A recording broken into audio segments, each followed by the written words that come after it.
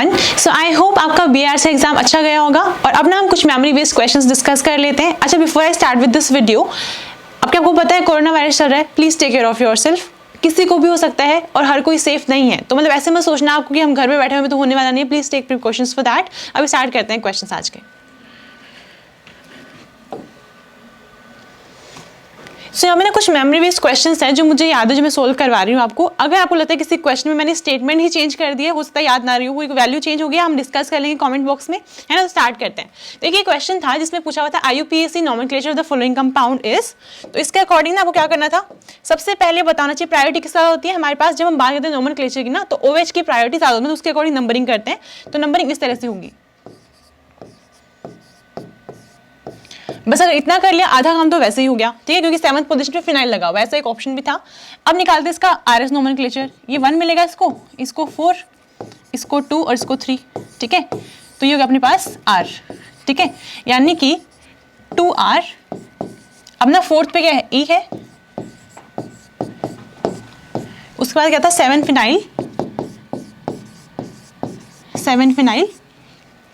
7 है तो अपने पास हेप्ट।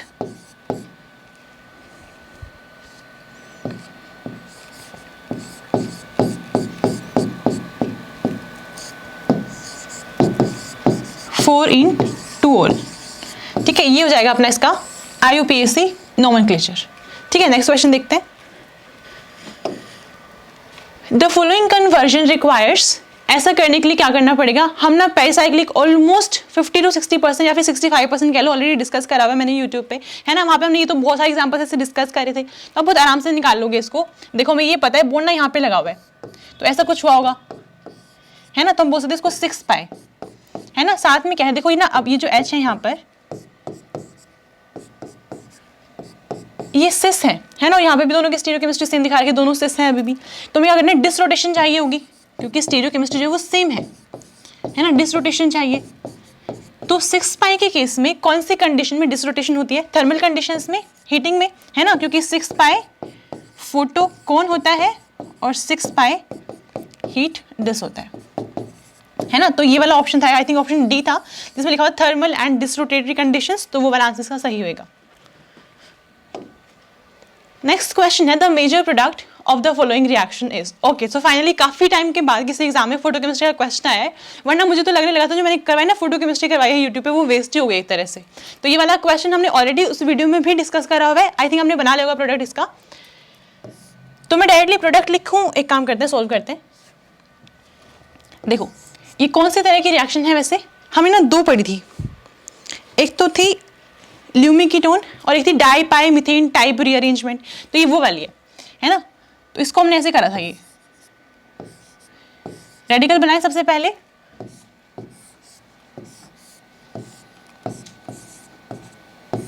यहाँ पे आ गया एक रेडिकल, ठीक है।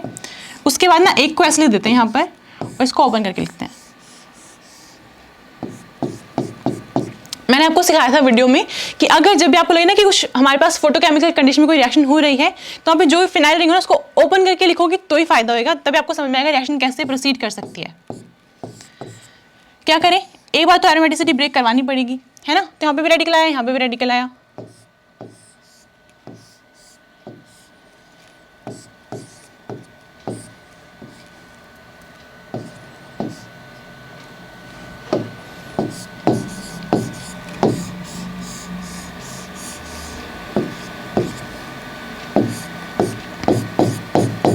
नेक्स्ट स्टेप क्या होगा, इनका बॉन्ड बनेगा आपस में, ठीक है। बना देती हूँ मैं डायरेक्टली इसको, यहाँ से इसको हटा दो, इतना, ठीक है।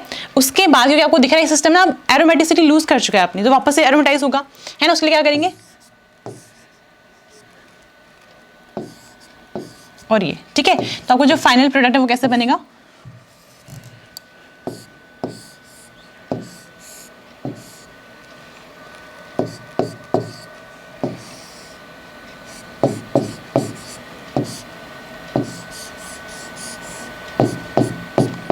ये था इस क्वेश्चन का फाइनल आंसर, ठीक है। इस तरह से करना था। नेक्स्ट क्वेश्चन देखते हैं। Arrange the following in the decreasing order of the stability. तो आपको पता है ये एरोमेटिक है, ये एंटी एरोमेटिक, ये एरोमेटिक, ये लिखा नहीं हुआ था, ये मैंने बाद में लिखा है, क्वेश्चन सिर्फ इतना था। तो ना ये तो हमें पता है कि जो बी है वो तो एंटी एरोमेटिक सबसे लीस्ट स्टेबल होगा, ये दोनों क्या है, एरोमेटिक है, ठीक है, तो सी जो सबसे ज्यादा एरोमेटिक, फिर अपना ए, ठीक है, ये हो जाएगा order. The acidity order of the following will B, देखो सारे ही फिनोल्स हैं, लेकिन डिफरेंस ये यहाँ पे लगेगा नाइट्रो ग्रुप।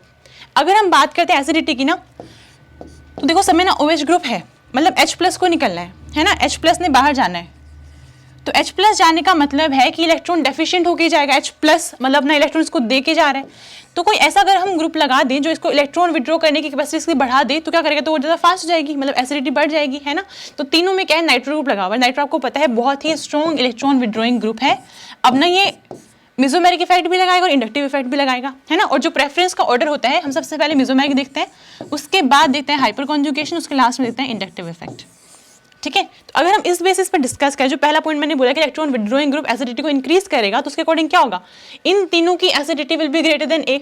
इतना क्लियर है, तो ए तो सबसे पीछे चला गया, क्योंकि कोई भी इलेक्ट्रॉन विड्रॉइंग ग्रुप नहीं लगा वहां पर।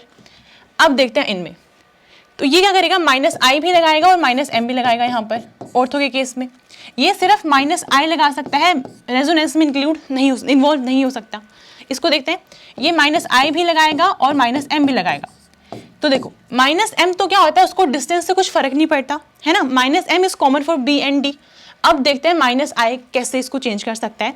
तो अगर हम बात करते हैं -I की, तो -I जो होता है, मतलब इंडक्टिव इफेक्ट इन जनरल जो होता है, वो हमारे डिस्टेंस डिपेंडेंट होता है।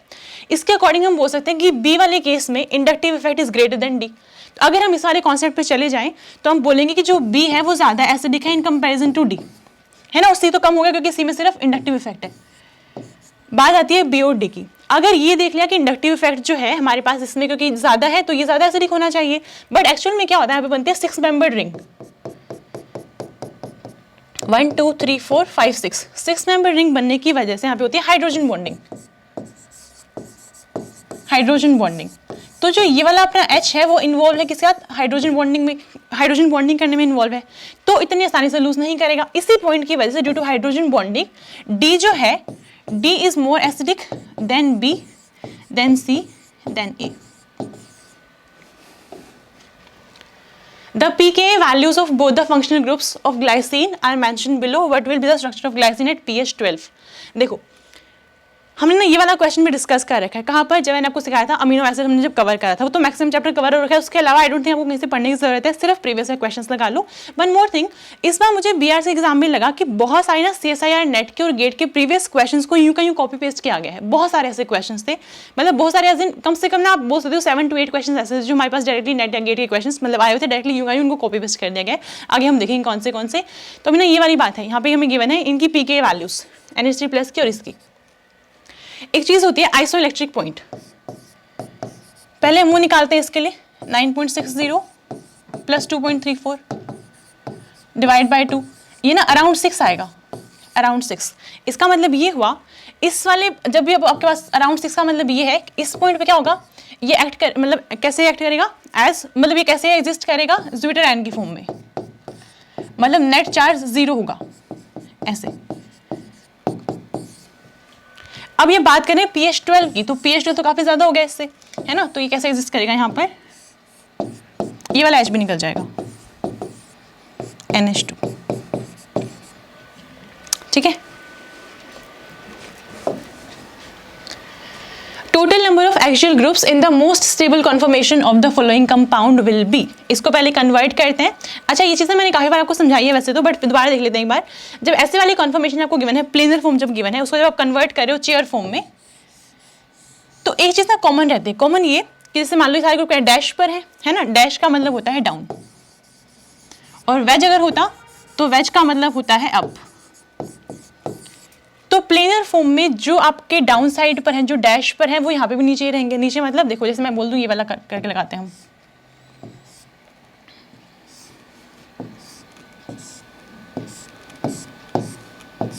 ऐसे होता है ना, ऐसे होता है। बस एक्सियल और इक्वेटोरियल मतलब जो भी बाइबल ग्रुप लगेंगे वैसे इस तरह से लगेंगे। डाउन का मतलब कौन सा है, ये वाला, ये डाउन साइड है, ये डाउन साइड है, ये भी डाउन साइड है, ठीक है, ऐसे ये। तो ये जो यहाँ पर डैश पे होंगे वो यहाँ पे डाउन साइड पर होंगे, ठीक है, और जो वेज पे होंगे वो ऊपर की तरफ होंगे। इतना क्लियर हुआ, बस अब तो हो जाएगा क्वेश्चन। इसको चेंज करना है हमें, है ना। एक काम करते हैं, नंबरिंग कर लेते हैं 1 2 3 मैं ऐसे सिर्फ अपनी कन्वीनियंस के लिए नंबरिंग कर रही हूँ, कुछ ऑर्डर वॉर्डर नहीं देख रही, सिर्फ बस नंबरिंग मैंने कुछ भी कर दी, ठीक है, अपनी कन्वीनियंस के लिए।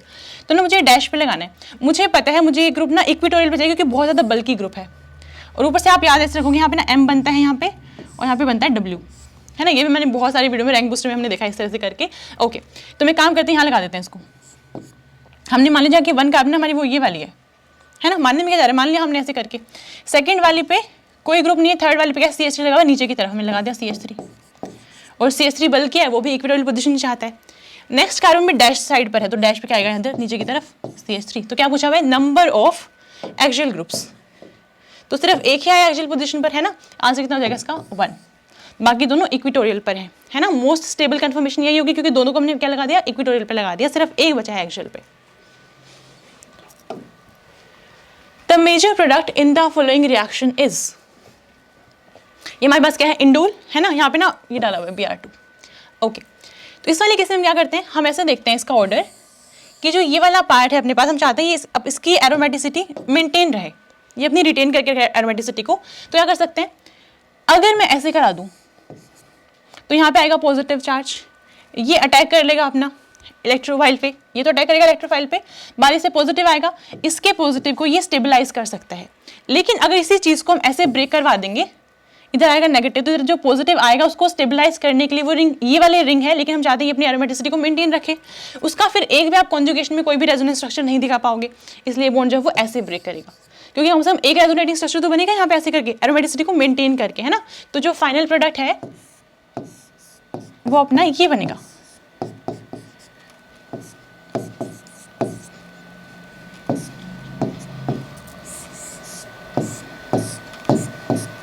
ये बनेगा, ठीक है। मतलब रिएक्शन जो है वो यहाँ पर होगी इस वाले पॉइंट पे, ठीक है। नेक्स्ट देखते हैं, the following conversion can be carried out with the help of which of these reagents. तो देखो यहाँ पे बात ऐसी है, मुझे जितना स्ट्रक्चर याद था वो ऐसे दिख रहा है, मुझे लग रहा है शायद यहाँ पे एक डबल बॉन्ड भी था बीच में, बट कोई बात नहीं, अगर वो है तो भी कोई इशू नहीं है।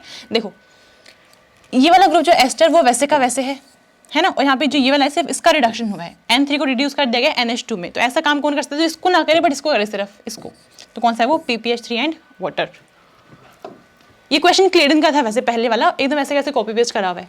The major product of the following reaction is, इस रिएक्शन को देख के कौन सी लग रही है आपको देखने से, ये हमारे पास कौन सा है, डील्स-एल्डर रिएक्शन,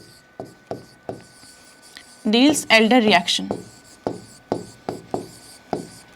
अब बात है स्टीरियोकेमिस्ट्री की, कि जो प्रोडक्ट होगा उसकी स्टीरियोकेमिस्ट्री में निकालनी पड़ेगी, है ना। एक काम करते हैं, देखो सिंगल बॉन्ड के हम रोटेशन कर सकते हैं ना, इसको ट्रांस दिखाना है बस। ये यहाँ पे ना ये वाला पार्ट जो है वो ट्रांस है, इसको सिर्फ ट्रांस रखना है, ये भी ट्रांस है, इसको भी ट्रांस रखना है, ऐसे करके, ठीक है।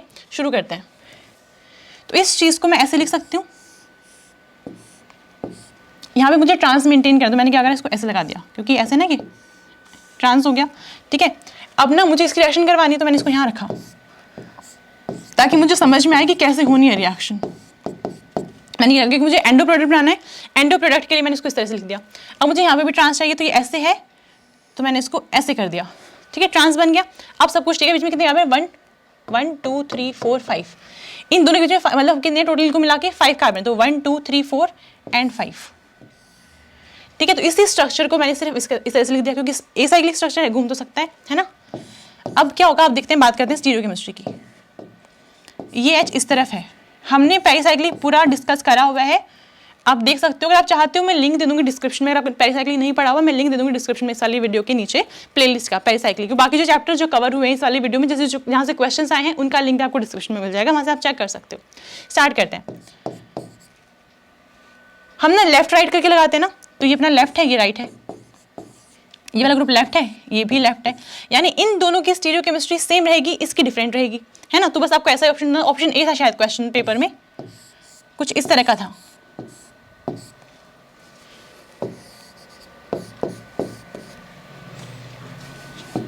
यहाँ पे है 5 मेंबर रिंग,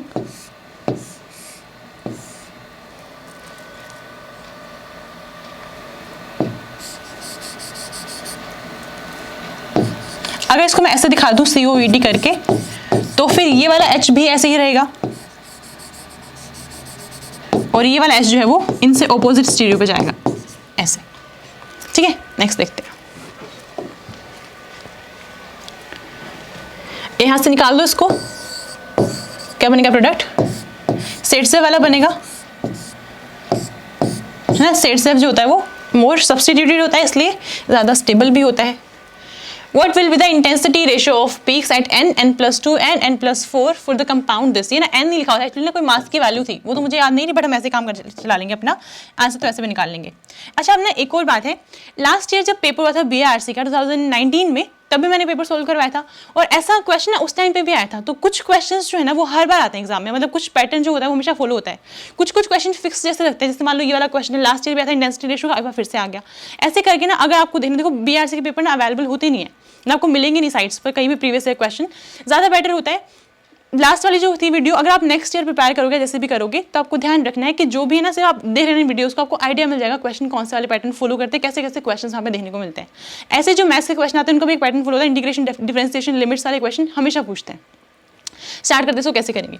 एक कंपाउंड है जिसमें Br और Cl है, ठीक है। क्या निकाले में, इंटेंसिटी रेशियो, मास स्पेक्ट्रोस्कोपी भी मैंने कवर करवाया, ये तो बहुत सारे एग्जाम्पल हमने डिस्कस करे वहाँ पर, उसका लिंक भी डिस्क्रिप्शन में मिलेगा। अब देखते हैं Br Cl है ना यहाँ पर, तो सबसे पहले n+2 मास है, ये n+4 वाला दिखते हैं। कौन से केसेस पॉसिबल हो सकते हैं, तो पहले वाले केस में क्या करेंगे हम, पहले तो लिखो, अच्छा यहाँ पे था ना, ये भी गिवन था क्वेश्चन में, 37 Cl 35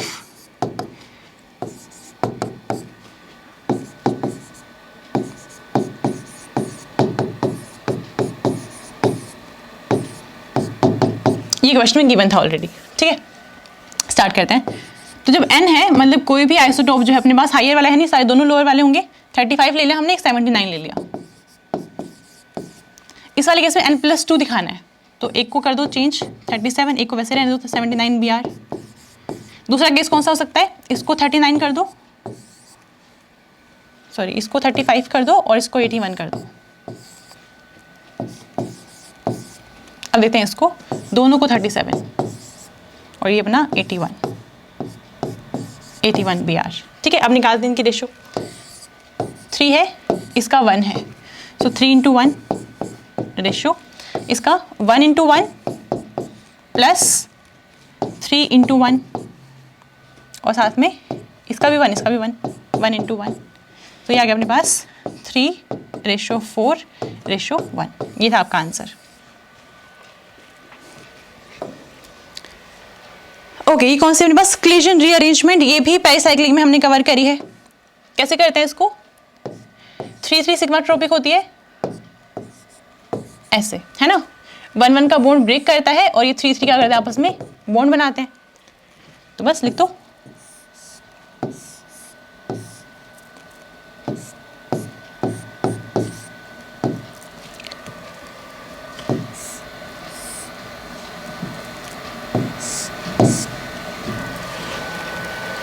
हाँ ये ठीक है। अब ये एरोमेटिक नहीं है सिस्टम, है ना, तो उसको एरोमेटाइज तो करवाना पड़ेगा।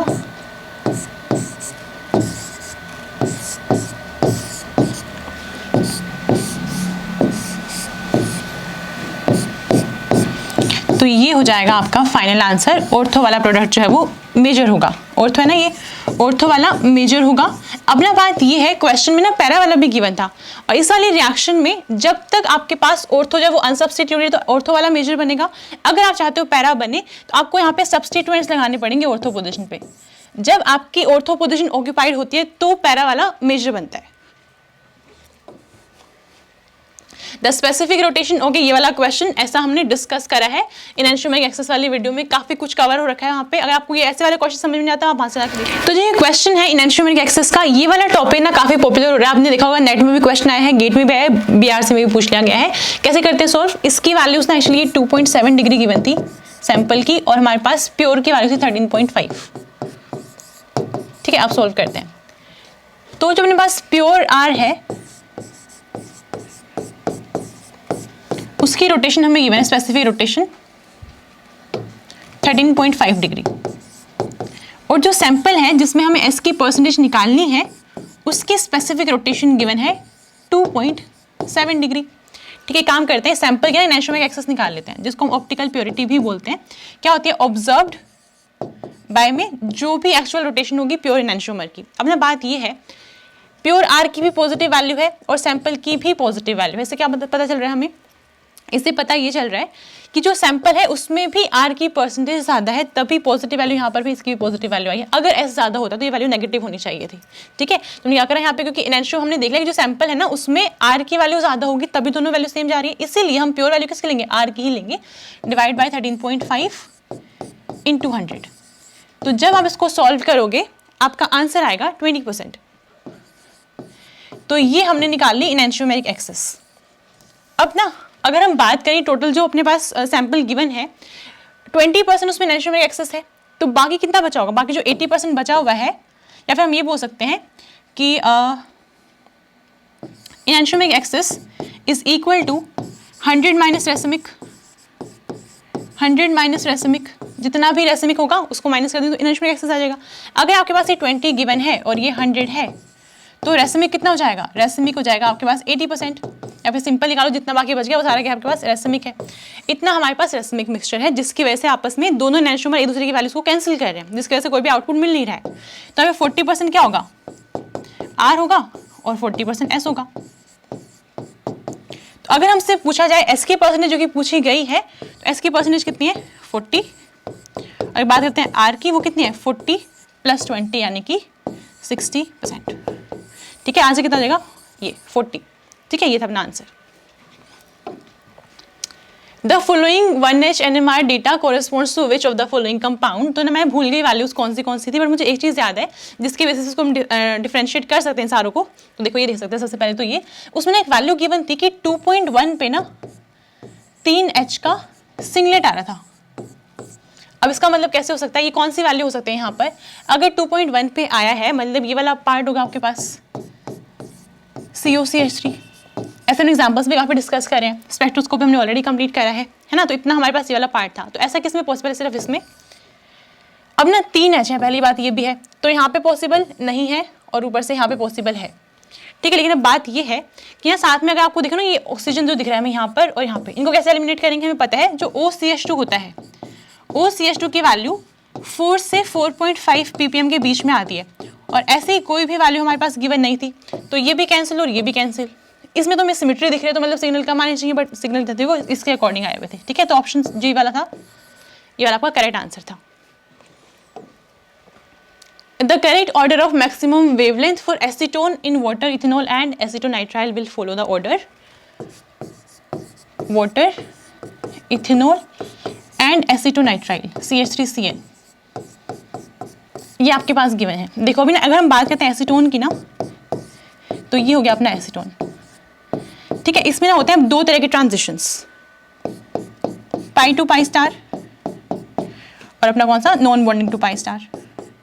ठीक है, अगर इन्होंने ऑर्डर पूछा है इसके अकॉर्डिंग, तो अपना आंसर होगा कि जैसे जैसे सॉल्वेंट की पोलैरिटी बढ़ती है, लैम्डा मैक्स भी इंक्रीज करती है, तो इसके according water, ethanol and acetonitrile.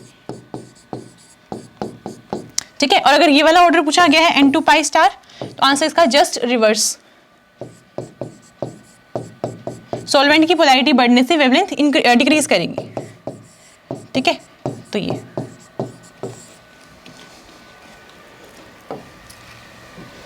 Which of the following technique is used to find the oxidation state of metal in oxidation state of in solid state? तो इसके पास अपना ऑप्शन बी हो जाएगा इसका।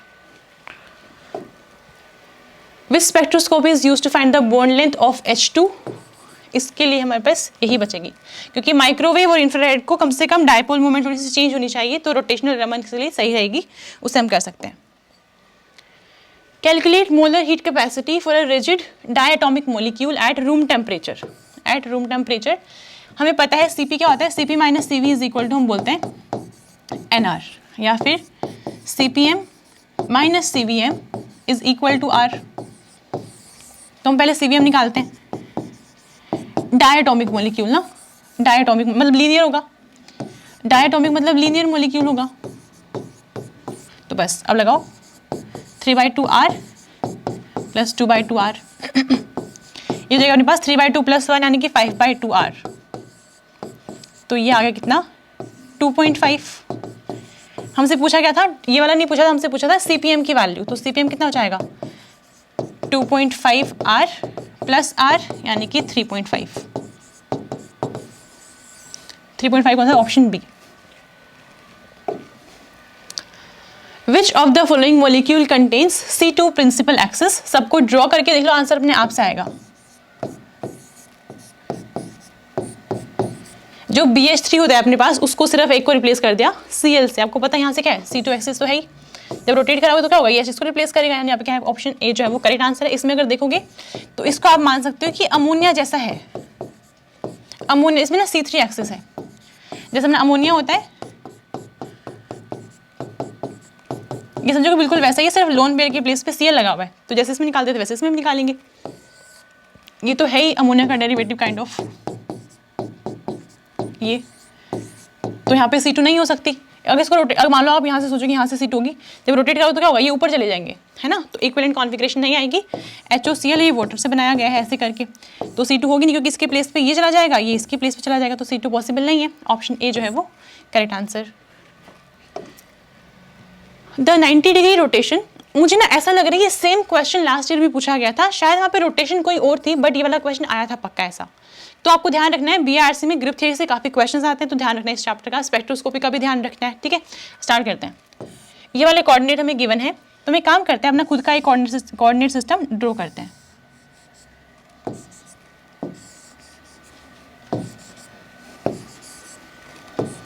सपोज हमने ये ड्रॉ कर लिया, ठीक है? तो इसके ऑपोजिट क्या होगी? Minus Z axes. यहाँ पर क्या होगी? Minus X. यहाँ पर होगी माइनस वाई, ठीक है? अब जो पॉइंट्स हो गए हैं x1, y1 एंड z1, तो हमने मान लिया x1 सपोज यहाँ पे होगा x1, y1 हमने मान लिया कि यहाँ पर होगा कहीं, और z1 सपोज यहाँ पर होगा। अब जो रोटेशन है वो z एक्सिस के अलोंग करी गई है, मतलब z के अराउंड उसको रोटेट कराया है। तो ये वाला पॉइंट तो हिलने से रहा, क्योंकि z मान लो ये है, अगर मैं इसको घुमाती रहूँ यहाँ पे अपनी प्लेस पे रहेगा ना ये, तो इसको तो कुछ चेंज होने वाला है नहीं। अगर हम बात करें स्टार्टिंग में x1, y1 और z1 था, तो z1 अभी भी z1 ही रहेगा, वो चेंज नहीं होगा, क्योंकि उसी के अराउंड रोटेशन है। अगर ये बोला जाता कि x के अराउंड रोटेशन, तो x1 चेंज नहीं होता, ठीक है? ऐसे ही y1 चेंज होता अगर y के अराउंड रोटेशन होती तो। बाकी देखते हैं क्या होगा। देखो 90 डिग्री की रोटेशन है, आपको पता है जो एक्सेस होती है हमारे पास तीनों x, y, z, उनकी आपस में क्या होती है? परपेंडिकुलर होती है। एंगल कितना होता है? 90 डिग्री का, है ना? तो अगर आप रोटेट कराओगे 90 डिग्री, मतलब क्या होगा? ये वाला जो एक्सिस है वो पूरी घूमेगी, और ऐसे घूमेगी कि मतलब जो ये वाला पार्ट है, ये एंगल कितना 90 डिग्री ना, तो ये वाला एक्सिस बेसिकली यहाँ पर आएगी, इस वाले एक्सिस पे, क्योंकि एक्स और वाई के बीच में 90 डिग्री का ही एंगल है। ये समझो कि इस वाली एरो को उठा के आपको यहाँ लगाना है, यहाँ तक ले आओ, ठीक है? तो जब यहाँ पे लेके आओगे तो x1 जो है किसकी प्लेस पे आएगा? y1 की प्लेस पर, है ना? तो x1 जो है वो y1 बन चुका है, x1 जो है वो y1 बन चुका है। y1 देखते हैं उसका क्या होगा। जो y1 है वो भी 90 डिग्री की रोटेशन करेगा, है ना? तो 90 डिग्री मतलब क्या? आपको ध्यान से देखना है, जो अपने पास ये वाला पार्ट है ये भी तो 90 डिग्री है ना? ये ऐसे घूम करके घूम जाएगा, क्योंकि z के अराउंड रोटेशन, मतलब z के अराउंड रोटेशन है, तो उसको ऐसे घुमाओगे तो क्या होगा? ये सिर्फ चेंज करेंगे ना सारी एक्सिस, x और y पूरे घूमेंगी, ये वाली एक्सिस, तो ये जाएगा यहाँ पर। ये वाला कौन सा पॉइंट होगा? माइनस वाली एक्सिस है, तो माइनस x1। बस यही था आपका फाइनल आंसर। z1 वैसे का वैसे ही रहना है। अगर सिर्फ इतना सोच लोगे तो दो ऑप्शन वैसे एलिमिनेट हो जाएंगे, बचेगी दोनों। ये चेंज करके यहाँ पे आएगा प्लस वाली रहेगी वैल्यू, और ये चेंज करके नेक्स्ट पे जाएगा माइनस एक्स, ठीक है? नेक्स्ट देखते हैं। Find dy by dx if this. अब ना BRC में डिफरेंशिएशन और इंटीग्रेशन के क्वेश्चन हर बार आते हैं, तो अच्छा ऑप्शन होता है अगर आपको BRC एग्जाम देना है, नेक्स्ट ईयर आप दोगे, कभी भी बीच में देख रहे हो वीडियो, तो आपको ध्यान रखना है डिफरेंशिएशन और इंटीग्रेशन में एक बार नजर मार के चले जानी। जो 12th में हमने पढ़ा था डिफरेंशिएशन इंटीग्रेशन, उसको देख के चले जाओ कैसे होता है फॉर्मूला। अब ना ये देखते हैं पहले इसको, 2x plus 2y is equal to 2 to the power x plus y. निकालना क्या है? dy by dx। अब ना ये डायरेक्ट फॉर्मूला होता है। अगर आपसे पूछा जाए ax का डिफरेंशिएशन कितना होगा, तो हम कैसे निकालते हैं उसको? ये होता है जनरल फॉर्मूला, ये होता है जनरल फॉर्मूला, बस हम यही अप्लाई करेंगे यहाँ पर, ठीक है? ओके, तो 2x वैसे का वैसे रहेगा log 2 प्लस 2y वैसे का वैसे रहेगा, y का डिफरेंशिएशन करना है ना x की रिस्पेक्ट में, तो dy बाई dx साथ में log 2 इज इक्वल टू, इसको मैं लिख सकती हूँ 2 to the power x into 2 to the power y, है ना? अब ये अपने पास हो गया ए बी टाइप, मतलब प्रोडक्ट रूल लगा सकते हैं इस पे, हम प्रोडक्ट रूल लगाया जा सकता है। तो एक को कांस्टेंट रखते हैं, दूसरे का डिफरेंशिएशन करवाते हैं, फिर दूसरे वाले कांस्टेंट रखेंगे, फर्स्ट का करवाएंगे डिफरेंशिएशन। तो अपने काम करते हैं, पहले इसको कांस्टेंट कर देते हैं 2 टू द पावर y को, ठीक है, 2x का कराते हैं। तो 2x से जब कराओगे तो ये ऐसे कैसे रहेगा, log 2 आएगा साथ में, प्लस प्रोडक्ट रूल में बीच में प्लस आता है। अब ना 2x को वैसे का वैसे रखते हैं, 2 टू द पावर y का करवाते हैं, डिवाइड बाई dx log 2। आगे देखते हैं, हमें चाहिए डिवाइड बाई dx, यहाँ पर भी है और यहाँ पर भी है, दोनों को एक तरफ करते हैं, इन दोनों को एक साइड करते हैं। तो जब इसको इस तरफ ले आओगे डिवाइड बाई dx वाली टर्म को, तो उसको कॉमन ले लो यहाँ से, अंदर क्या बचेगा 2 to the power y log 2। अभी इस तरफ आए तो माइनस का हो जाएगा, इसको कॉमन ले लिया, अंदर क्या बचेगा 2 to the power x y log 2 is equal to this. उसको इस तरफ ले आओ, ये वाला part, minus 2 to the power x log 2, इतना, ठीक है। बस अब इसको सिर्फ रीअरेंज करना है, क्वेश्चन ऑलरेडी सॉल्व हो चुका है। तो पहली बार log 2 हर जगह पे कॉमन, इसको हम हटा सकते हैं वहां से, है ना, log 2 को कैंसिल कर सकते हैं, ओके। तो ये तो हट गया, क्या बचेगा divide by dx into 2 to the power y minus 2 to the power x into this is equal to ये, ठीक है। अब निकाल लेते हैं डिवाइड बाई dx की वैल्यू, कॉमन निकाल लें यहाँ से, डायरेक्ट कॉमन निकाल लें, अंदर क्या बचेगा 2 to the power y minus 1 divide by, इसको नीचे ले जाओ, यहाँ से 2 के पावर जो y है वो कॉमन आ सकता है, तो बस कॉमन आ गया, अंदर क्या बचेगा 1 माइनस 2 टू द पावर ये। क्या ये ऑप्शंस में अवेलेबल है, ऑप्शन अपने पास कुछ ऐसा सा है, तो ऑप्शन के अकॉर्डिंग करने के लिए माइनस कॉमन लेना पड़ेगा दोनों से, है ना। ऑप्शन ये वाला हमें दिख रहा है, माइनस कॉमन लेना पड़ेगा। तो अगर माइनस कॉमन ले लिया जाए तो ये हो जाएगा, यहाँ से माइनस बाहर आ गया, ये बचेगा 1 minus 2 to the power y divide by, यहाँ से माइनस कॉमन निकाल लो, ये बचेगा 2x माइनस 1, ठीक है, माइनस से माइनस कैंसिल, ये हो जाएगा आपका final answer which is option A, which is option A. अब करते हैं next question, question number 23। What will be the point group of trans C2H2F2। Trans बोला हुआ है, 2 कार्बन है, 2 H हैं और 2 FP हैं, ये है, ठीक है। क्या बताना है पॉइंट ग्रुप, हमने ऑलरेडी बहुत सारे पॉइंट ग्रुप डिस्कस करें ग्रुप थ्योरी वाली वीडियो में, उन्हीं में से शायद मैंने ये वाला एग्जाम्पल भी डिस्कस कराया हो प्रोबेबली।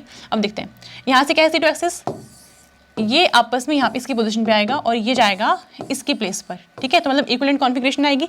यहाँ से क्या हमारे पास C2 एक्सिस है, इसको ऐसे करके घुमाओ, पूरा घुमाना है आपको, ठीक है, घुमाए से C2 एक्सिस आ रही है, ओके। उसके बाद क्या यहाँ पे ये वाला प्लेन प्रेजेंट है, यहाँ पर ये वाला, ऐसे कट कर सकते हो, नहीं कर सकते, क्यों, क्योंकि F के सामने क्या है H, यहाँ पे ये तो नहीं है।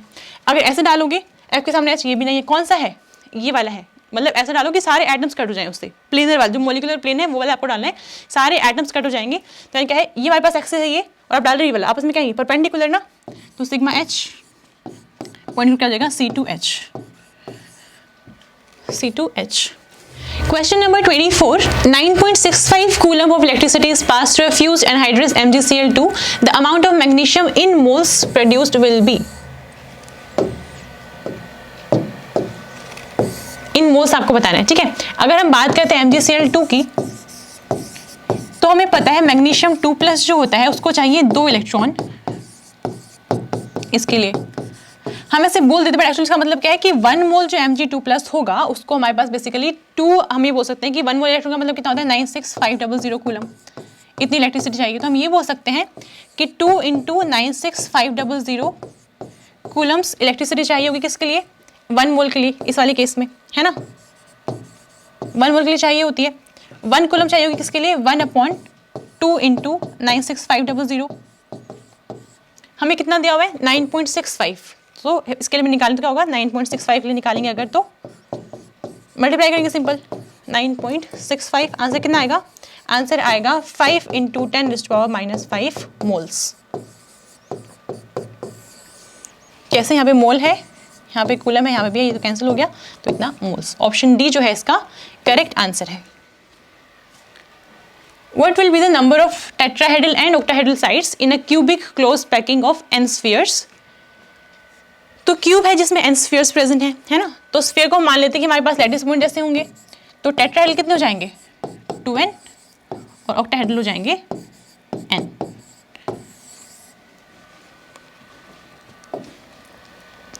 What will be the infinite single volume element in a spherical polar coordinate? Option D. Calculate 0 point energy. Length दे रखी है a, मास है m और हाइट है इनफाइनाइट। इनफाइनाइट का मतलब क्या है, पार्टिकल बॉक्स से बाहर नहीं जा सकता, उसके अंदर ही रहेगा।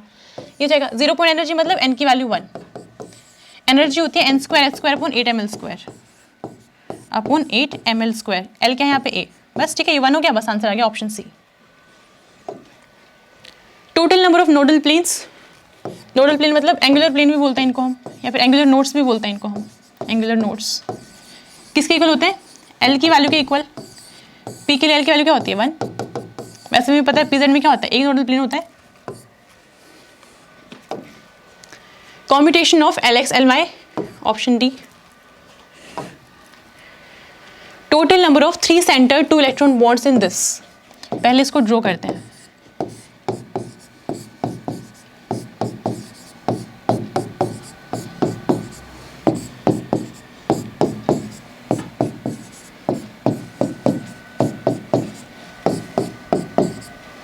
बस आ गया आंसर, अब तुम खुद से निकाल लेंगे।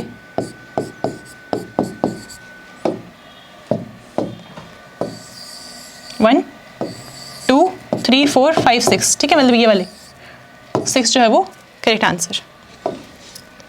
विच of the following is a normal spinal. सब में एक चीज कॉमन है कि हमारे पास Fe जो है 3+ में, ये वाला Fe 3+ में जब होता है तो होता है हमारे पास इनवर्स स्पाइनल। लेकिन ऐसा एक केस में नहीं होता, कौन सा, अगर जो आपके पास +2 में गिवन है, अगर उसके CFSE की वैल्यू 0 है, फिर तो अपने पास Fe ये वाला क्या होगा, नॉर्मल स्पाइनल। क्योंकि यहाँ पे क्या है, सबकी CFSE कोई ना कोई वैल्यू आएगी सब केसेस में। निकल 2+, कोबाल्ट 2+, Fe 2+, सबकी कोई ना कोई वैल्यू आएगी। MnE केस में क्या होती है, CFSE 0 होती है, इसलिए हमारे पास क्या है, normal spinal. Which of the following does not follow 18 electron rule. अब इसके सारे ऑप्शन तो मुझे माइंड में नहीं है, बट एक चांस इसका जो आंसर इसका है वो मुझे पता है। ऑस्मियम वाला ही था हमारे पास, कॉम्प्लेक्स ऑस्मियम N, और मैंने लिख के रखा था ये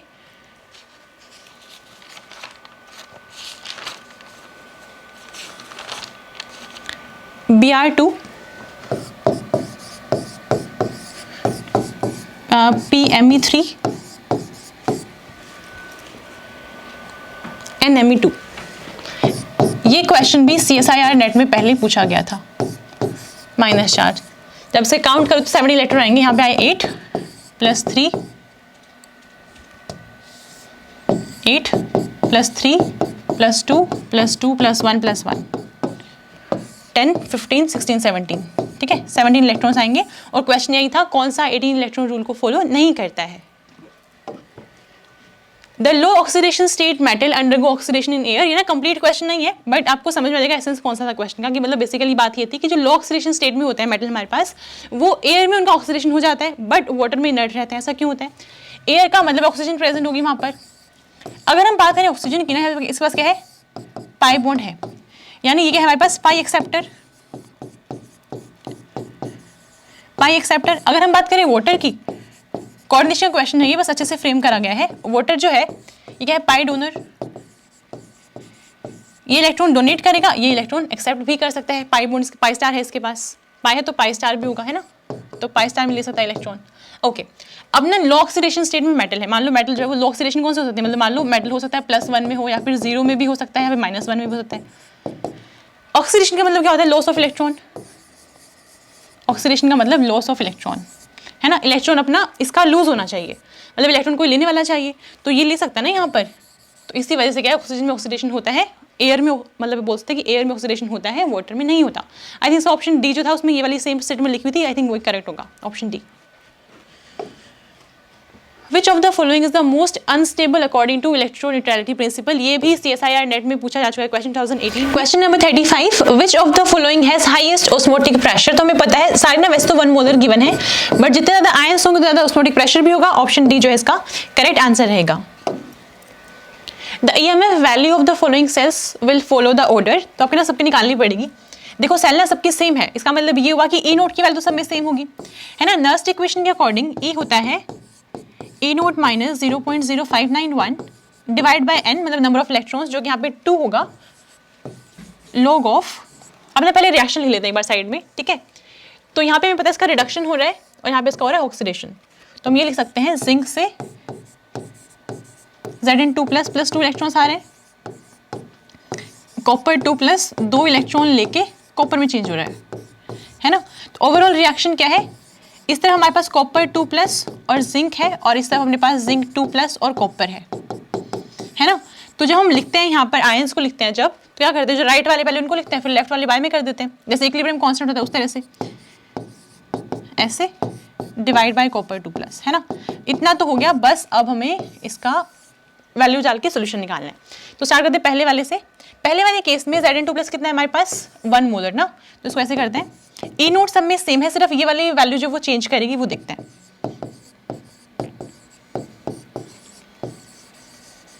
Zn2 प्लस अपने पास 1 है और ये है 0.1, पॉइंट को हटाओ, ऊपर 10 लगा दो, log 10 कितना होता है 1, तो ये वैल्यू बची, मतलब हमारे पास जो E1 की वैल्यू है, E1 की जो वैल्यू है that is equal to this. हम एक काम करते हैं, मैं थोड़ा साफ सुथरा दिखे ये, इसको मैं K मान लेती हूँ, ठीक है, क्योंकि कांस्टेंट ये सब में कॉमन ही होगा। तो हमारे पास E1 आ गया, E1 is equal to E naught minus K, ये है, ठीक है। E1 is equal to E naught minus K, इतना ठीक है। आगे देखते हैं सेकेंड वाले केस में Zn2 प्लस की वैल्यू है 0.1, E2 is equal to E naught minus K log of Zn2 plus की वैल्यू हमें गिवन है 0.1 और इसके नीचे हमें गिवन है 1, ठीक है। बस ये कितना हो जाएगा हमारे पास, इसको लिख सकते हैं, नीचे हटाओ, 10 से -1 हो गया, -1 को आगे ले आओ, ये हो गया E note plus K log 10 हो गया 1, ये आ गया, ठीक है। E3 की बात करते हैं। E3 में क्या होगा, हमारे पास दोनों 1 by 1 हो जाएगा, तो यानी कि ये भी 1 ये भी 1, 1 by 1 इज 1, log 1 इज 0, तो E3 is equal to E naught. बस आ गया आंसर, इतना ही सॉल्व करने का हम लगा सकते हैं। हाईएस्ट वैल्यू जाने ना किसकी है, यहाँ पे E नोट में से कुछ ऐड हो रहा है तो एक्स्ट्रा वैल्यू जाएगी, है ना। यहाँ पे E2 बिल्कुल सेम है E नोट के, और यहाँ पे E नोट में से कुछ माइनस हो रहा है, तो सबसे कम कौन सी होगी अपने पास, E2 maximum, then E3, then E1। E1 में से कुछ E नोट में से कुछ माइनस हो रहा है वहाँ पर, ठीक है, और यहाँ पे ऐड हो रहा है 2 में, और यहाँ पे बिल्कुल सेम है, ठीक है। ये वाला ऑप्शन जो भी था आप देख लेना, मुझे याद नहीं ऑप्शन कौन सा था ABCD, बट ये वाला आंसर रहेगा इसका सही। Total number of bridging and terminal ligands, ये मैंने आपको ऑर्गेनोमेटालिक में करवाया है और बहुत बार क्लियर करा था कि डाउन द ग्रुप जो होता है, अगर हम बात करते हैं ना कोबाल्ट वाले ग्रुप का है ना, ये होता है डाउन द ग्रुप जो होता है, ब्रिजिंग टेंडेंसी डिक्रीज करती है, ब्रिजिंग टेंडेंसी डिक्रीज करती है। इसका मतलब क्या हुआ, इसका मतलब ये था, मैंने आपको स्पेसिफिकली मेंशन भी करवाया था, डिक्रीजेस जो ये दोनों होते हैं, इनमें क्या हो, जो कार्बोनिल है उसमें मतलब ब्रिजिंग लिगेंड वो नहीं होता है, इन दोनों में कोई भी ब्रिजिंग लिगेंड नहीं होता है। और ये क्वेश्चन इसलिए ही पूछा गया था, वो सिर्फ जानना चाह रहे थे कि आपको ये चीज़ पता है ब्रिजिंग लिगेंड की टेंडेंसी क्या होती है, मतलब ब्रिजिंग जो है होगी भी या नहीं होगी। तो बात ये नीचे वालों में नहीं होती, इसीलिए वरना ना कभी आप कॉम्प्लेक्स को देखिए बता नहीं सकते हो कि उसमें ब्रिजिंग मतलब होने कितने होंगे कितने नहीं होंगे, आपको नया स्ट्रक्चर दे देंगे तो। बट यहाँ पे कॉन्सेप्ट ये था, अगर यहाँ पे ये दिया जाता तो फिर ब्रिजिंग होती, इनमें ब्रिजिंग नहीं होगी, इसलिए सिर्फ एक ही ऑप्शन था जिसमें ब्रिजिंग में 0 दिया हुआ था और टर्मिनल में 12। अगर सिर्फ इतना सा कॉन्सेप्ट आपके माइंड में उस टाइम रिकॉल हो जाए तो आंसर हो गया, ब्रिजिंग में 0 और टर्मिनल में 12, सारे ही टर्मिनल लिगेंड्स हैं। Which of the following pairs have highest electronegativity difference? तो ये पता है लिथियम सोडियम पोटेशियम इस तरफ से होता है ना, ऐसे ये नीचे की तरफ इलेक्ट्रोपॉजिटिविटी बढ़ती है ना। और अगर हम बात करते हैं यहाँ पे ऐसे ये, तो नीचे की तरफ ऊपर की तरफ मतलब इलेक्ट्रोनेगेटिविटी बढ़ती है, वही वाली बात है। तो जो पोटेशियम का और जो F का डिफरेंस क्या होगा, वो मैक्सिमम होगा। ये सीरीज में सबसे ज्यादा इलेक्ट्रोपॉजिटिव है और ये सबसे ज्यादा इलेक्ट्रोनेगेटिव है। The addition of positive catalyst to exothermic reaction will lead to, एक ना ऑप्शन था, आई थिंक ऑप्शन डी था वो, डिक्रीज इन एक्टिवेशन बैरियर, मतलब जो एक्टिवेशन एनर्जी है उसको तो डिक्रीज कर देगा कैटलिस्ट, बट एक्सोथर्मिसिटी जो होती है उस पर कोई इफेक्ट नहीं पड़ेगा। Decrease in activation barrier and almost no change, ऐसे कुछ लिखा हुआ था, and almost no change in exothermicity, and almost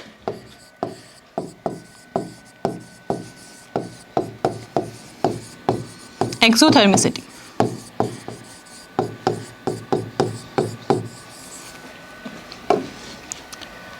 For a closed system which of the following will be correct, तो हम बनाते हैं अपना वो मैक्सवेल स्क्वायर, उसके अकॉर्डिंग निकल जाएगा आंसर बहुत आराम से।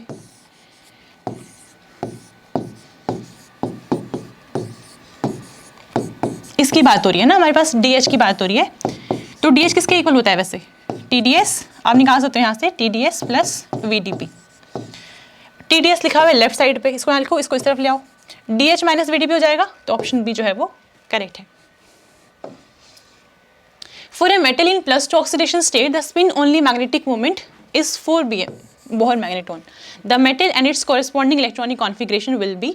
देखो 4 का मतलब होता है, एक ना हमारे पास जनरल फॉर्मूला होता है n × n+2, स्पिन ओनली निकालने का, स्पिन ओनली मैग्नेटिक मोमेंट निकालने का, है ना। तो यहाँ पे अगर n की वैल्यू 1 रहती है तो वैल्यू आती है 1.7 या 1.8 के आसपास, अगर आप रखोगे यहाँ पे n क्या पे नंबर ऑफ अनपेयर्ड इलेक्ट्रॉन्स, 2 होता है तो 2.8 के आसपास आएगी, 3 होता है तो 3.8, 4 होता है तो 4.8, इस तरह से चलती है, 4.8 या 4.7 ऐसा कुछ होता है।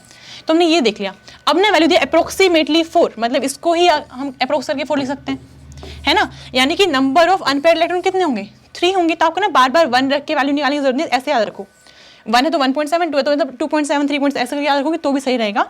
4 है ना, ये 3.8 को ही अप्रोक्सीमेटली 4 लिखा गया होगा, है ना। तो मतलब 3 अनपेयर्ड इलेक्ट्रॉन होने चाहिए। इसका ऑप्शन 1 ही था, कोबाल्ट 2 प्लस T2G5 Eg2, बना के देखते हैं। 2 प्लस मतलब 7 ना, तो 1 2 3 4 5 6 एंड 7, तो हमारे पास क्या है, 3 अनपेयर्ड इलेक्ट्रॉन है, तो बस कोबाल्ट 2 प्लस में भी है 3 अनपेयर्ड, तो 3.8 यानी कि 4 को लिखा जा सकता है। तो ऑप्शन ये वाला जो भी था, ऑप्शन ए था प्रोबेबली, वो सही होगा। Number of micro states in D5 configuration कैसे निकालते हैं, हमने ये भी पढ़ा है ना। तो नंबर ऑफ माइक्रो स्टेट कैसे निकलती है, n factorial r factorial n minus r factorial. n क्या होता है, जितने टोटल नंबर ऑफ इलेक्ट्रॉन्स जो हैं एक सबशेल में आ सकते हैं। D में हमें पता है कितने आ सकते हैं, 10 इलेक्ट्रॉन्स आ सकते हैं। I कितने हैं, 5, 10 माइनस 5। इसको हम सॉल्व कर सकते हैं, लिख सकते हैं 10 × 9 × 8 × 7 × 6 × 5 फैक्टोरियल डिवाइड बाय, ये भी 5 फैक्टोरियल है, और इसको हम लिख सकते हैं 5 × 4 × 3, क्योंकि कैंसिल करना है ना ऊपर से, × 1, तो ये 5 फैक्टोरियल से ये कैंसिल, इसको सॉल्व करो 1 4, 4 से 4 कैंसिल, 3 1 ज़ा 3 3 ज़ा 5 1 ज़ा 5 2, ये हो गया अपने पास 6, ये भी 6 और ये 7, तो उसको लिख सकते हैं 7 × 6 × 6, यानी कि जो ऑप्शन था वैसे लिखा हुआ था 7 × 6 का स्क्वायर। ये वाला क्वेश्चन भी CSIR नेट में प्रीवियस ईयर में पूछा जा चुका है, तो हम ये बोल सकते हैं CSIR नेट से कॉपी पेस्ट किया गया है, क्योंकि हम तो हमें जहाँ पे जो चीज़ पहले दिखेगी उसी को मानेंगे, हमारे पास वही ओरिजिनल है, बाकी तो कॉपी कर रहे हैं, है ना। तो हम मानेंगे कि बाग ने कॉपी पेस्ट करा है CSIR नेट से, और ये तो चलता ही रहता है, कहीं ना कहीं तो कॉपी पेस्ट होंगी, जो भी कॉन्सेप्ट तो हमें आना चाहिए सिर्फ। नेक्स्ट देखते हैं, ये भी क्वेश्चन CSIR नेट का है। मैं इसके ऑप्शंस भूल गई थी कैसे कैसे, मैंने उठा के यूँ कहीं CSIR नेट वाला क्वेश्चन यहाँ पे लिखवा दिया है। तो अभी पूछा हुआ है, consider the following lanthanide 3+ ions, the magnetic moment closest to the spin only value is 4, सिर्फ इसकी होती है, तो answer is B only. The ground term for Sm3+ and Eu3+, तो आई थिंक आपको ये याद होगा कि इसकी F6 होती है ना। F6 के लिए निकाल लेते हैं हम, ये F6 से F5 होता है, F6 के लिए निकालते हैं पहले, ऐसे +3 +2 +1 0 -1 -2 -3 6 है, 1 2 3 4 5 6, दोनों में से जो भी आपको याद हो, शायद में वैसे लिखा हुआ था, एटॉमिक नंबर भी गिवन था, जो भी याद हो आपको, जिसकी कॉन्फ़िगरेशन पता हो उसके निकाल लो। तो मेरे लिए ज़्यादा कंफर्टेबल, मैं इसको निकाल देती हूँ। तो ये तो हो गई, एल की वैल्यू क्या होती है,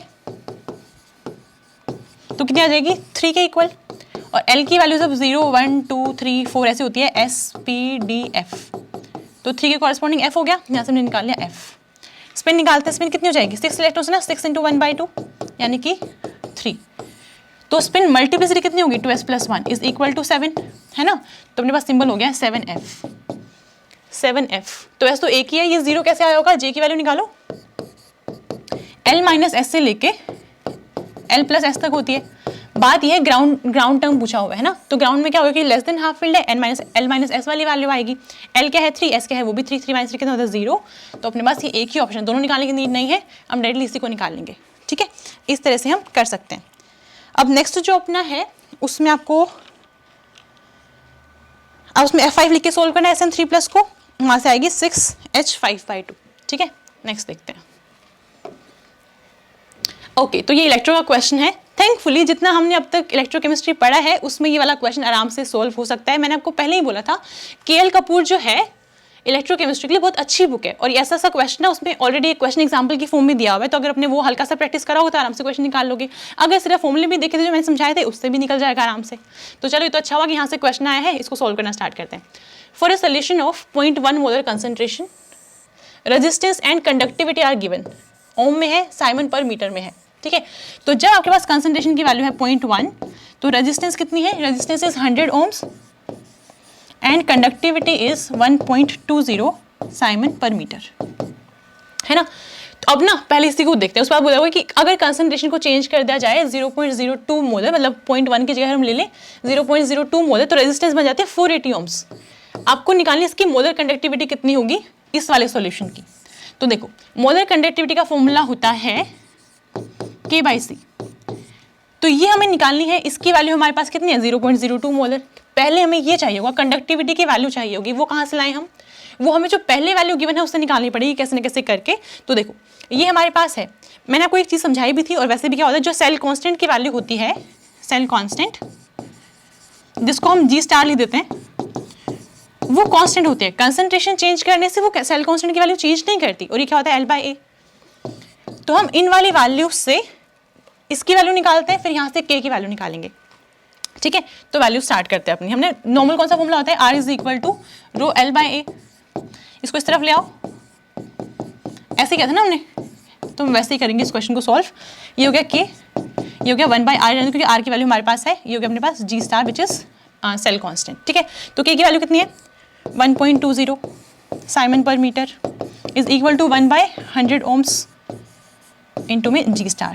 तो यहाँ से अपने पास G* की वैल्यू कितनी आएगी 1.20 siemens per metre and into 100 ohms। Siemens क्या होता है 1/ohm होता है ना साइमन, तो ये तो कैंसिल हो गया। ठीक है, अगर बस 120 पर मीटर, तो यहाँ से हमने G* की वैल्यू निकाल ली 120 पर मीटर। अब दूसरे वाले केस में जब कंसंट्रेशन 0.02 है, उस वाले केस में रेजिस्टेंस हमें पता है, तो अगर रेजिस्टेंस पता है G* सेम है तो हम K निकाल सकते हैं आराम से, है ना। K तो बहुत आराम से निकलेगा। K क्या हो जाएगा इस वाले केस में 1 resistance which is 480 ohms into अपना G* 120 कितना पर मीटर, तो ये कितना आएगा 12 4 48। तो हमारे पास हो गया 1/4 रहने दो उसको साइमन पर मीटर। K की वैल्यू आ गई, C के आपके पास ऑलरेडी अवेलेबल है, तो हम निकाल लेंगे अपनी मोलर कंडक्टिविटी K/C, है ना। K कितना है 1/4, ये है साइमन पर मीटर, और नीचे क्या है अपना कंसंट्रेशन कितनी थी 0.02 मोलर। मैंने बोला था मोलर मतलब मोल पर लीटर, और हम 1000 से मल्टीप्लाई करना है, याद करना है, मतलब वो सब याद नहीं करेंगे, डिवाइड करना है मल्टीप्लाई। हम ना सिर्फ क्या करेंगे इसको चेंज करेंगे। हमें चाहिए मीटर, जो ऑप्शन हमारे पास है उसमें भी मीटर स्क्वायर है, तो ये लीटर हटाना पड़ेगा यहाँ से, और हमें पता है कि 1 litre is equal to 10⁻³ metre cube होते हैं। तो कुछ नहीं करना, सिर्फ इसको मीटर क्यूब में चेंज करो। देखो 1/4 इंटू 0.02 है, और ये अपने पास मोल्स है, और हमने क्या करा पर लीटर जो है ना उसको मैंने लिख दिया 10⁻³ मीटर क्यूब, और ये सिर्फ लीटर को रिप्लेस कर रहा है। ठीक है, तो ये -3 इंटू -1 कितना हो जाएगा +3, ऊपर जाके हो जाएगा -3,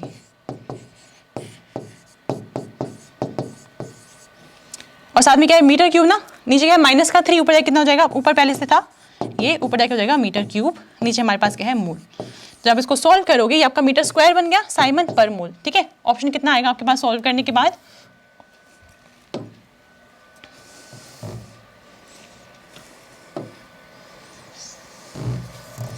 आपका ऑप्शन आएगा इसमें क्वेश्चन नंबर 45 में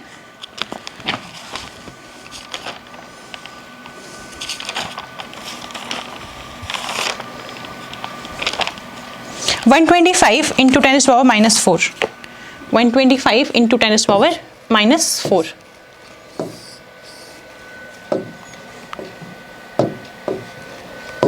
ऑप्शन सी। नेक्स्ट देखते हैं, which among the following is wrong. Okay, तो ये भी हमने स्पेक्ट्रोस्कोपी में बहुत बार डिस्कस करी ये वाली वैल्यूज है ना, तो ये तो सही है, ये हमारे पास गलत है, क्योंकि 14N की स्पिन की वैल्यू होती है 1। अगर इसमें कन्फ्यूजन हो तो 10 वाली तो हमारे पास 3 होती है, जो 11 वाला होता है उसकी होती है 3/2, उसकी स्पिन होती है 3/2, तो बाकी सब सही है, ये वाला गलत है, ऑप्शन ये वाला अपना सही हो जाएगा, क्योंकि उससे पूछा हुआ है रॉन्ग पूछा हुआ है ना, तो ऑप्शन बी जो है वो करेक्ट है। The process of micelle formation is accompanied by, देखो इसका ना मुझे ऑप्शन आए तो याद नहीं है, बट जो आंसर था वो ये था कि एंट्रोपी जो है वो इंक्रीज करती है, increase in entropy, increase in entropy, और ये किसकी वजह से होता है, या फिर कुछ ऐसा था कि एंट्रोपी चेंज इज पॉजिटिव, ऐसे एक ही मतलब है दोनों का, एंट्रोपी चेंज इज पॉजिटिव, यानी कि एंट्रोपी इंक्रीज कर रही है, और ये किसकी वजह से होता है, mainly due to increase in entropy of solvent, due to increase in entropy of solvent. ऐसा क्वेश्चन भी CSIR नेट में पहले पूछा गया है, थोड़ा सा सिमिलर, एग्जैक्टली सेम नहीं है, ये वाला पॉइंट थोड़ा सा चेंज करा हुआ है, सॉल्वेंट वाला नहीं पूछा था वहाँ पे, बट ऐसा क्वेश्चन सिमिलर सा आया हुआ है। The correct trend in normal boiling point for these permanent gases will be Cl2, then O2, then N2 and then H2। अगर आपको जानना है इनका वैल्यू एक्चुअली कितनी होती है, तो वैल्यू भी मेरे पास है, मैं आपको दे देती हूँ।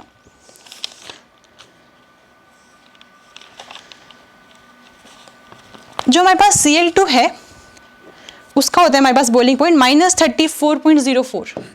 -34.04 डिग्री सेल्सियस, सारे डिग्री सेल्सियस में है। ऑक्सीजन का होता है -183 डिग्री सेल्सियस, इसका होता है -195.8 डिग्री, -195.8 डिग्री, और इसका अपना सबसे कम होता है -258 डिग्री सेल्सियस, -250 ऐसे कुछ था, -252.9 डिग्री सेल्सियस, 252.9 डिग्री सेल्सियस। ठीक है, कैसे एक्सप्लेन कर सकते हैं, एक्सप्लेन कर सकते हैं इसको वैन डर वाल्स फोर्सेस के बेसिस पर। द रिएक्शन, ओके, ये अपना काइंड सा क्वेश्चन था, आपको रेट ऑफ रिएक्शन बताना था, ऑप्शन मुझे ध्यान नहीं है, बट हाँ क्वेश्चन ये था।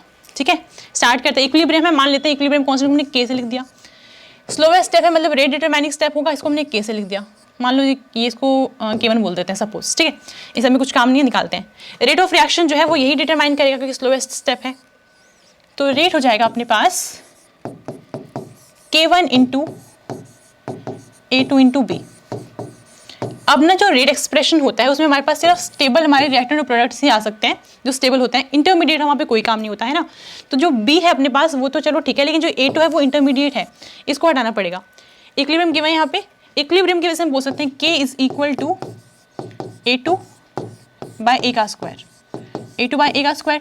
A2 वैल्यू कितना आ जाएगा यहाँ से, K इंटू दिस, तो उसको पुट कर दो यहाँ पे, बस आ गया आंसर।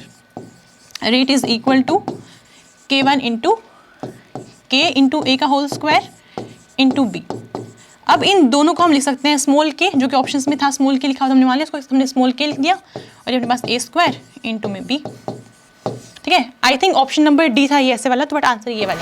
सो गाइस हमने ना 49 क्वेश्चंस तो डिस्कस कर लिए हैं, ये ऐसे क्वेश्चन जो मुझे काफी अच्छे से याद थे, मतलब ऑप्शंस के साथ काफी पता था, बट अभी कुछ ऐसे क्वेश्चंस हैं जिनकी ऑप्शन गायब हो चुके हैं, बिल्कुल मुझे याद नहीं कौन से ऑप्शंस थे, बट क्वेश्चन कुछ माइंड में, तो हम देखते हैं क्वेश्चन नंबर 50 जो है अपनी सीक्वेंस के अकॉर्डिंग। तो ना ऐसा क्वेश्चन आया था कि अपने पास कुछ रेट पूछा हुआ था, उसका कुछ रेट कॉन्स्टेंट कुछ ऐसा बन रहा था A2 इंटू B2 करके, है ना, और फिर पूछा गया था कि अगर दोनों ही कंसंट्रेशन को हाफ कर दिया जाएगा तो अपने पास रेट कैसे चेंज करेगा। आई थिंक इतना ही मुझे कुछ याद है, तो ऐसा था कुछ क्वेश्चन।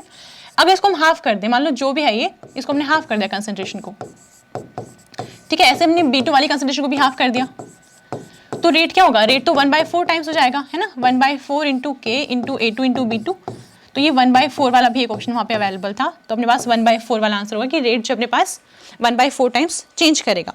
उसके बाद ना एक क्वेश्चन था, नेक्स्ट क्वेश्चन अपना क्वेश्चन नंबर 51 अपनी सीरीज के अकॉर्डिंग।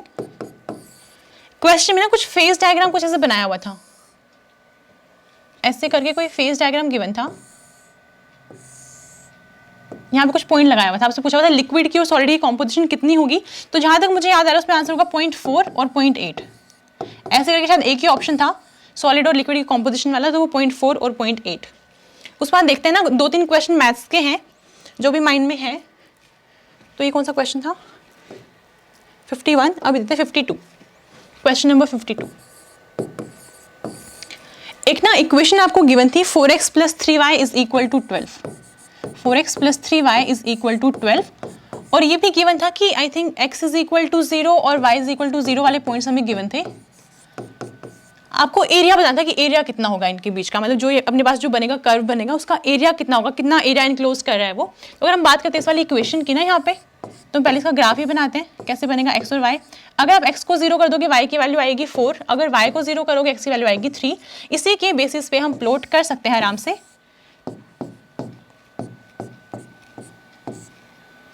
ऐसे कुछ है ना ये, तो अपने पास एक तो x 0 y 0 तो ये हो गया है ना। उसके बाद x की वैल्यू अगर 0 तो y की वैल्यू 4 है, y की वैल्यू 4 है, और अगर x की वैल्यू 3 है तो y की वैल्यू 0 है। यानी हम ऐसे दिखा सकते हैं इसको ऐसे करके, ठीक है। आपको निकालना है इस वाले पार्ट का एरिया कितना होगा। राइट एंगल ट्राइंगल अपने पास 90 डिग्री होता है ना, तो half into base into height, half into base into height. Base कितना है ये वाला, कितना है 1 2 3, 3 यूनिट्स। हाइट कितनी है 4 यूनिट्स। आंसर कितना आएगा 6 स्क्वायर यूनिट्स। जो भी ऑप्शन था वो सही होगा इसका। अब देखते हैं क्वेश्चन नंबर 53। 53 क्वेश्चन एक लिमिट वाला क्वेश्चन आया था जिसमें दिया था limit x y goes to 1 1 ऐसे था, और वो क्वेश्चन कुछ ऐसा था x square y square minus 1 divide by 1 minus x y, ऐसे करके था। आपको बताना था इसका आंसर कितना आएगा। एक्स वाई है ये 1 माइनस एक्स वाई, तो ये मेरे पास हो गया A square minus B square. Formula क्या हो जाएगा a minus B A plus B. इसको हम लिख सकते हैं equal to X A minus B A plus B. अब इसको कैंसिल किया जा सकता है ना, तो कैंसिल करने के लिए काम करते हैं माइनस कॉमन ले लेते हैं यहाँ से। जैसे माइनस कॉमन होता है अंदर क्या बचेगा 1 माइनस एक्स वाई, इधर है एक्स वाई प्लस 1, नीचे क्या है 1 माइनस एक्स वाई, तो ये तो कैंसिल हो गया। कितना बचा अपने पास minus of X Y minus 1। अब लिमिट पुट कर दो, लिमिट पुट करते हैं। एक्स और वाई 1 है ना, तो माइनस ये हो गया, माइनस कितना आ जाएगा आंसर -2। -2 जो है इसका करेक्ट आंसर रहेगा। अब एक लास्ट क्वेश्चन डिस्कस करते हैं, क्वेश्चन नंबर 54। क्वेश्चन नंबर 54 जिसमें आपको ना एक एफ एक्स गिवन था, और वो को स्टार्ट ऐसे होता है कि 1 + x प्लस ऐसे कुछ था, 1 + x + x square + x cube, ऐसे करके x टू द पावर 40 तक था। आपको कैलकुलेट करना था f डैश x कितना होगा at 1, f dash x at x is equal to 1 आपको फाइंड आउट करना है, ठीक है। पहले f डैश x निकालते हैं। f डैश x का मतलब क्या है, इसको डिफरेंशिएट करना है x के रिस्पेक्ट में, तो ये तो 0 हो जाएगा, ये 1 हो जाएगा, then 2x then 3x square plus ऐसे 4, नेक्स्ट में x 4 होगा ना 4x क्यूब, ऐसे करके up to 40x to the power 39 ये हो जाएगा। ये निकाले f डैश x। अब निकालना है किस पे, x इज इक्वल टू 1 पे पुट करो, x इज इक्वल टू 1 कितना हो जाएगा ये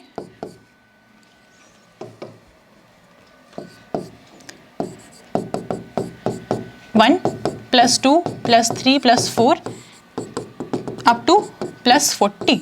बस अब तो सिंपल सम करना है इनका। फॉर्मूला क्या होता है सम निकालने का, n/2 into 2a + n-1 into d। Common difference कितना है 1, a कितना है 1, n कितने 40, बस हो गया 40 divide by 2 into 2 into 1 plus 40 - 1 into 1। तो इसका आंसर आएगा सॉल्व करने के बाद 820। Answer is 820। तो यहाँ पर हमारे 54 क्वेश्चंस सॉल्व होते हैं आउट ऑफ 100 क्वेश्चंस। अब ना जितना मैंने आपको करवाया है ये, इसकी पीडीएफ आपको, जो भी स्लाइड्स हैं इनकी पीडीएफ आपको डिस्क्रिप्शन में मिल जाएगी। वीडियो का लिंक चेक कर लेना नीचे डिस्क्रिप्शन बॉक्स चेक करना, वहाँ पे आपको लिंक मिल जाएगा। और बाकी ऐसे जो मैंने बोला ये वाला मैंने करवाया हुआ है वीडियो, मतलब यूट्यूब पे अवेलेबल है, उन सबका लिंक भी चैप्टर्स का मैं आपको डिस्क्रिप्शन में दे दूँगी, अगर आपको देखना चाहते हो तो देख सकते हो।